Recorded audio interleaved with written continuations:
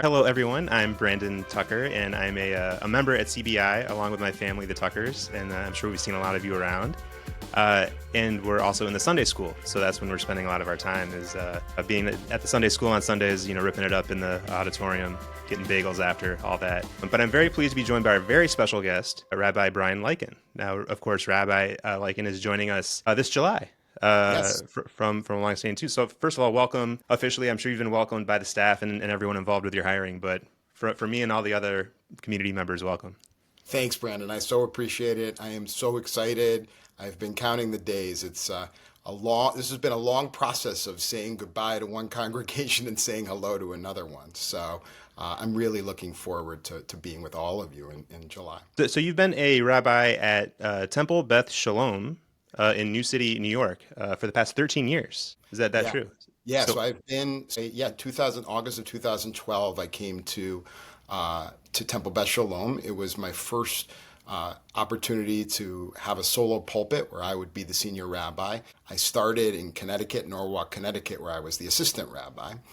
And I've been here for now 13 years.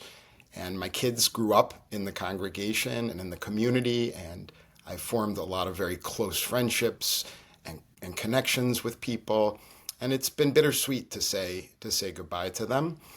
These are people who really matter to me, and I feel very much connected to them. But they'll certainly be a part of my life as I move forward. And it's an important move for us for a lot of reasons, but it's also been bittersweet. sure, 13 years is a long time, and I'm sure I feel you that way for sure. But let's Yeah, talk about Austin a little bit. So, please. it sounds like you've got a great setup up in New York. Opportunity came up for Austin. It's quite a change. That's So, right. Right. tell us your first impressions of Austin and CBI and what attracted you to the senior role here. Yeah. So, when I started to look at opportunities for my next move, Austin I heard about long before I even started looking at the website that has all of the listings, the rabbinic listings. I actually found somehow the CBI website and saw that there was going to be a rabbinic search.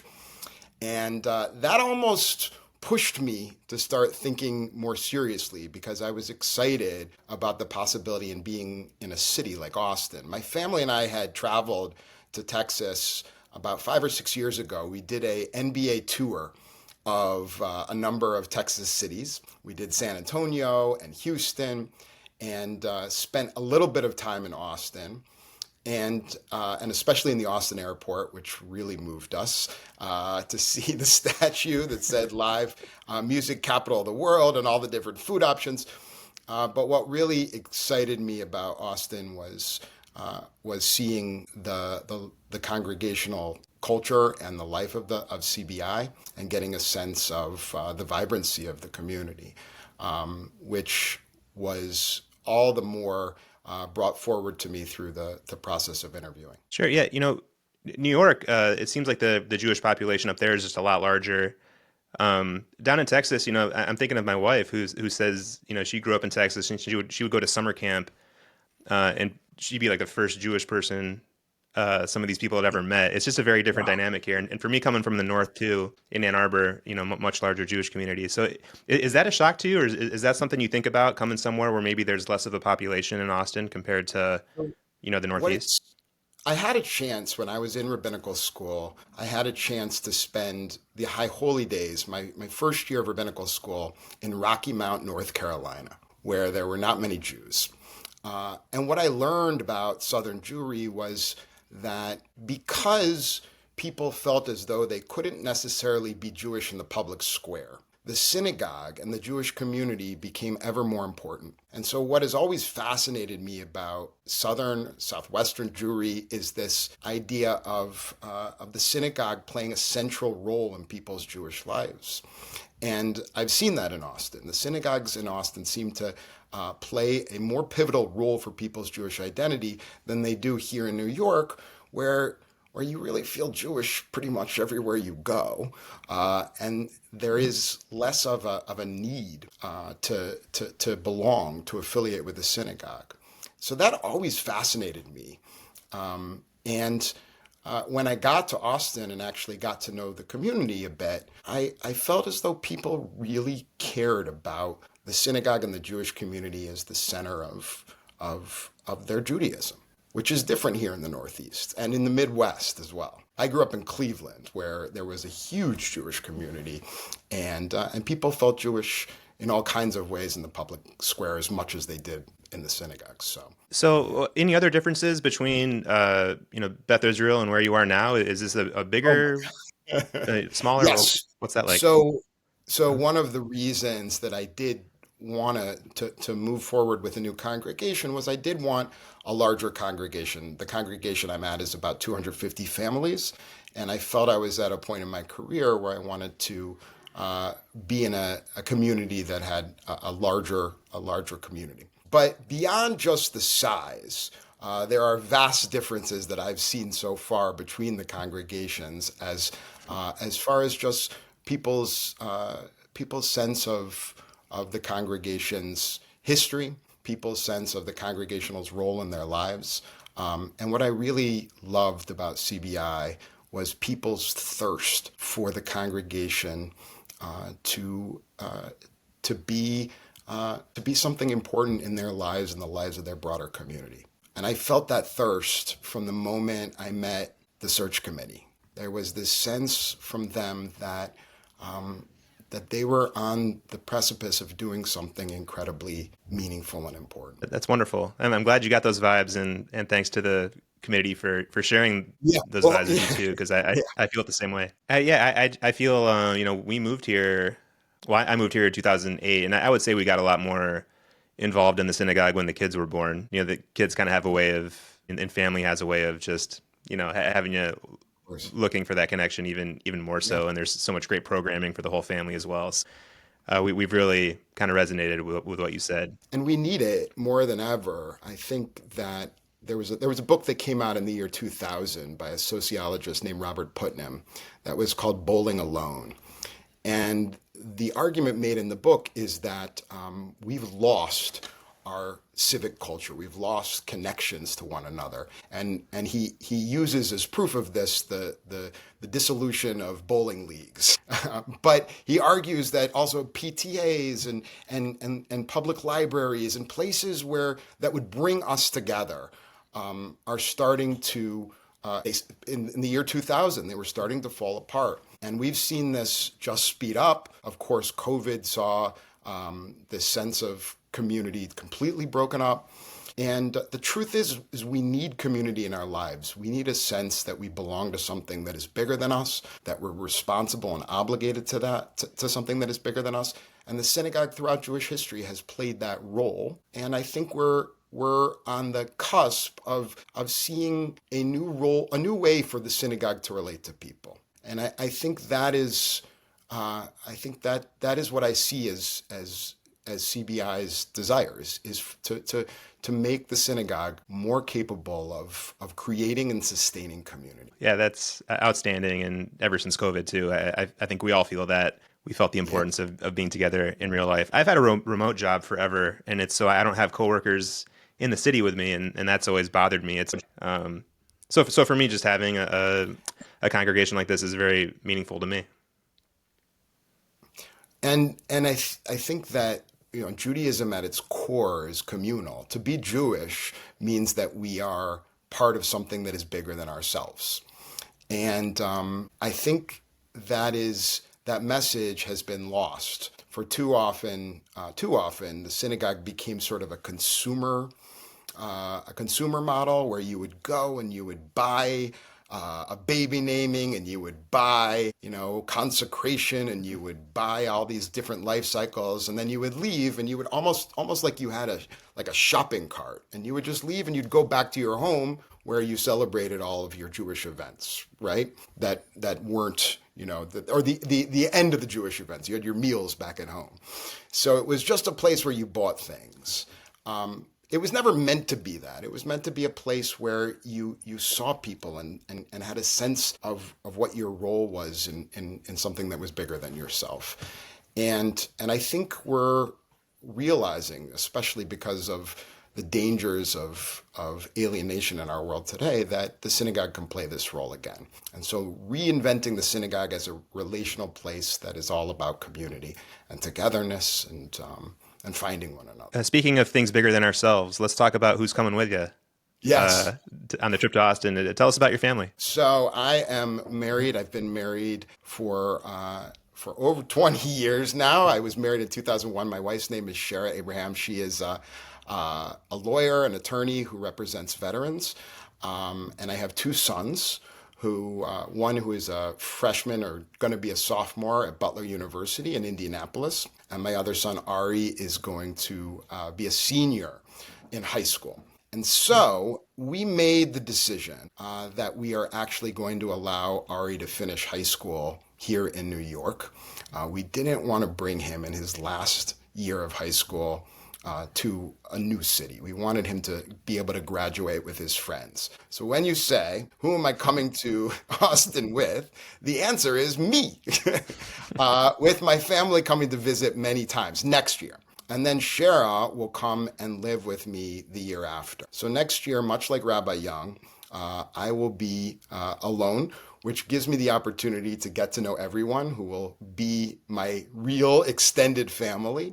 And of course, Shara and the boys will come out. They'll be around for the holidays and they'll be around here and there so that people can get to know them and they can get to know the city and the community and the congregation.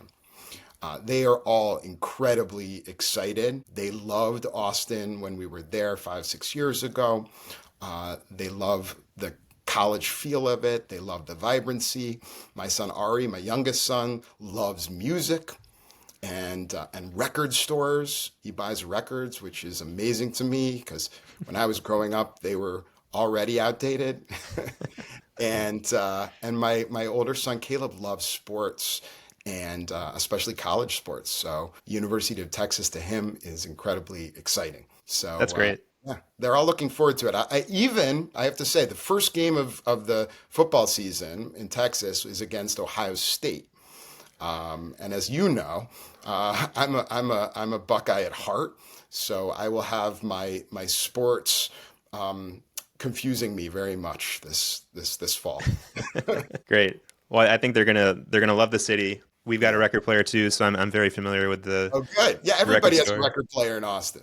You have to. Seems like and you're coming at a great time too, because I tell people this a lot. Austin has grown a lot, and people complain about the traffic and the cost, and it's not like the little Austin that they loved. But the music venues in the last decade have gotten so much better. They rebuilt the Irwin Center. It's a brand new, beautiful center. We've got the amphitheater.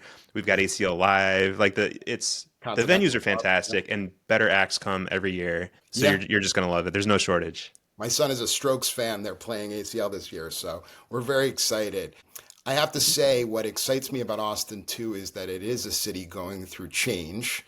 And I believe change provides opportunity. It provides us the chance to take risks and to try things and to learn things. It's not a bad thing. It's a good thing. And I know there are challenges, and plenty of people have told me about Austin's many, many challenges. That's what we like to talk about. Yes. What's life without challenges, right? Yeah. You'll discover the challenges when you're commuting from South Austin to the synagogue at rush hour. Yes, I'm spending my first 4 months in South Austin, which I decided to start in the South and move north, and we're going to be doing Airbnbs for the first year. And yes, I know I will learn the challenges of that, but that's okay. Great. That's okay. Yeah, they're good challenges around here. So Rabbi, I've actually got some community questions we asked around, and Yes. I think for all these talks, I think we're going to do a few of these before you arrive in July. And so just a shout out to anybody watching. If you have a question for Rabbi Leiken, please shoot us an email, comment in the replies here, and we can ask him the next go around. But I've got a handful for you now. Are you ready? Yeah, please. All right. Nice. This first one comes from John B. What's your favorite family tradition? So my family, we love traveling. We've traveled to a number of national parks, and we're a big hiking family. and a big outdoor family. So we spend a lot of that time going outdoors. Our favorite trip ever was we took an RV to Yellowstone and spent a week in Yellowstone in an RV together. And boy, did that trip have challenges! But it also had incredible moments. It was really, it's really fun. But we love being together and traveling and being outside. When I've seen the outdoor adventures that Austin provides, it really excited me about family time. Absolutely, especially when it's not 100 degrees. The outdoors. Yes. Yes, we're going to talk about the heat, and I'm going to Yes. spend some time talking about Cleveland's winters, Okay. and hopefully people will recognize how lucky they are. Great. So this next question comes from Dave S. Okay. Dave asks, I know many of CBI's congregants by face. However, I know very few of them at the human level. So do you have any ideas to help congregants get to know each other more at a more personal and human level? Because my hope is that this can help deepen our sense of community and togetherness at CBI. Wow, that's a great question. Hopefully you saw my first video in which I explored just that. I believe at its core that a community's health is based on the quality of the relationships between its members. And as leaders, there's much we can do to really encourage people to know each other very intimately, right? And what is intimate? Intimacy is into me see, like I see into another person. So there is a great phrase in the Torah that is spoken about regarding the relationship between Moses and God. And the phrase is panim el panim, which means face to face. And Moses is described as knowing, as being the only human being to know God, panim el panim, face to face. The human face is the entrance to our souls, right? And so to really spend time with a person face to face, and by the way, FaceTime doesn't count, and to have a chance to explore vulnerabilities with them, what it is that makes them that's what it is that's burning on their hearts, allows you to connect with that person in real, meaningful ways. And so I want to start when I get to the synagogue. I want to start a panim el panim program where I'll be able to spend time one to one with congregants and hear their stories and share a few of my own and really see one another. I love that question. I think that's a question that is at the core of who I am and what I want to do. And Right. So this last question, it's the hardest question. I hope you're ready for it. please. This one comes from Miles. Miles is 6 years old, goes to the Sunday schools at CBI. Miles wants to know, is the new rabbi funny? Oh, is the new rabbi funny? It depends who you ask. um, Now, that's a question. First of all, Miles, thank you for that question. That is a fantastic question. And it's a question I want you to ask my children because I think they could answer it the best. But here's what I will say to you, Miles. I think I'm funny, but I think I'm most funny when I am not trying to be. It's I hard to think be put I'm on the most spot. funny. Yes, I think I'm most funny when people see me do things that I don't mean to be funny in doing. And so, but I love to laugh, and I love to make other people laugh, and I love to make other people smile, and I love to look at life as something to make us happy, right? And I'm a big fan of all kinds of comedians and watch stand-up comedy. And I heard there's some really good stand-up comedy in Austin too, so I'm very That's excited. true. That's a great question, Miles. Thank you for that. I will have my children reach out to you, and they'll tell you whether or not I'm funny. I think I think the children are used to having clever, witty rabbis speaking. So I think Well, they just want to make sure the tradition is carried on. the tradition of yes, yes. Well, and listen, I'm very excited. I have really enjoyed my time so far with my co-clergy, and they are look at life very similarly to the way that I do. You know, this sometimes it's important not to take our world too seriously. Absolutely. Yeah. Well, thank you so much for your time today. Thank This won't be you. the last time. No. We would love Yeah, I hope to have you back and have some more conversations before you come. Let the congregation get to know you as much as possible. And then come absolutely. July, we'll be here to welcome you with open arms. Brandon, thank you so much. It's been a pleasure to be with everyone and to talk to you, Brandon. Mhm. And I'm looking forward to being with you in July and continuing this conversation. Thanks, everyone.